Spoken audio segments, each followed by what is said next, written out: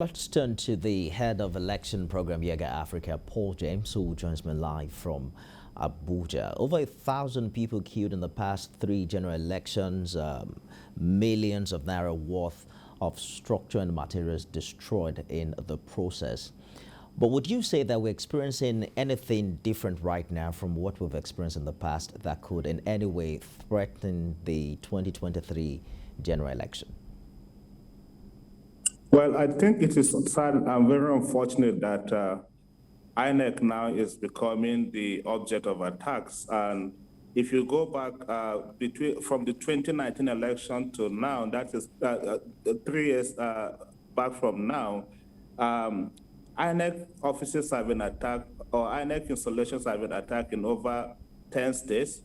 More than 21 INEC offices, INEC materials have been attacked. What then is election violence? We said any threat or act of violence directed at individuals or materials that are involved in the electoral process, which are done to undermine the process.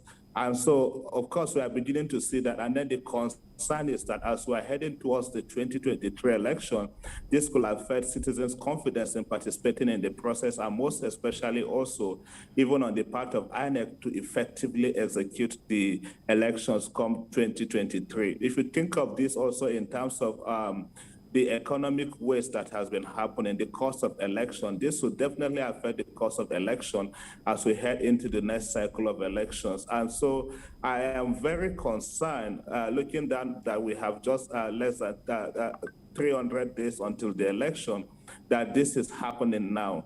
If this is not checked, if this is not stopped before the next cycle of election, it will definitely affect citizens' participation in the process. We're likely going to see voter apathy in that election. So, of course, I am very hopeful that the bodies responsible, especially the security agencies, will try to nip these challenges in the bud so we can help that can help to build confidence and increase participation in the process. Has there been a track record of prosecuting individuals who have been caught in the process, particularly those who have been involved in electoral violence in previous elections? Sadly, there is none that I know of, especially in the last 3 years since the 2019 election. Nobody has been prosecuted for all of this violence, and perhaps that is why these bad elements are becoming emboldened. But then my appeal to them is there are a lot of ways people can express their grievances. There are a lot of ways people can choose whether to participate or not to participate in the process. People may have legitimate reasons according to them why they are doing this. They may have legitimate reasons for their own agitations. I have no worries, no concerns with that, but not when it is rubbing off on our democracy and then the progress of our own electoral democracy, as it were. The biggest concern, like we have all noted, is that nobody has been punished for this. Imagine what happened in Imo. Nobody, as we speak, has been apprehended. Nobody had been punished for that. Go back to what happened in Enugu, for instance, also last year, when INEC offices were attacked. I have not heard of any arrest. I have not heard of any reprimand. I mean, that anybody has been prosecuted or has been punished for this. So until we begin to see this, we know this. People know them. These are people from the community. They are not aliens. They are people that, of course, are living with some of them in this neighborhood that we can. It's just to cooperate with the relevant authorities to assist them in fishing out these people and ensure that the full route of the law that they are. I mean, they face the full wrath of the law so it can serve as deterrent to others. The Imo State governor visited President Buhari earlier, and he did mention that 2 of the bandits have been arrested in Imo after the recent attack on INEC officials conducting continuous voter education.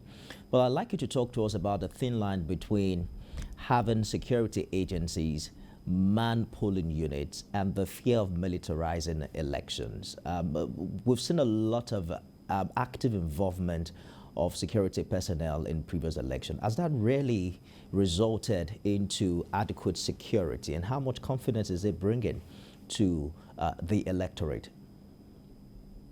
I think there has been so much of theorizing, so much of reflection. We want to see a movement from reflection to action, from all of these meetings to action.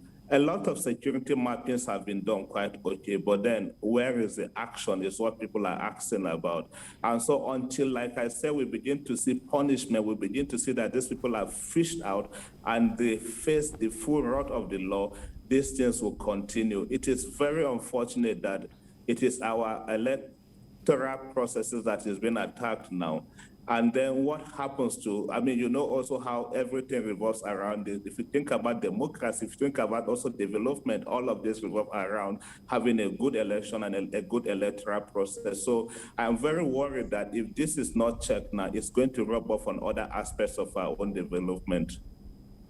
Security, they say, is everyone's business. We're looking forward to more active participation of the people as well in providing quality intel to security agencies. Paul James, Yaga Africa, thank you for talking to us tonight. Thank you very much. I appreciate it.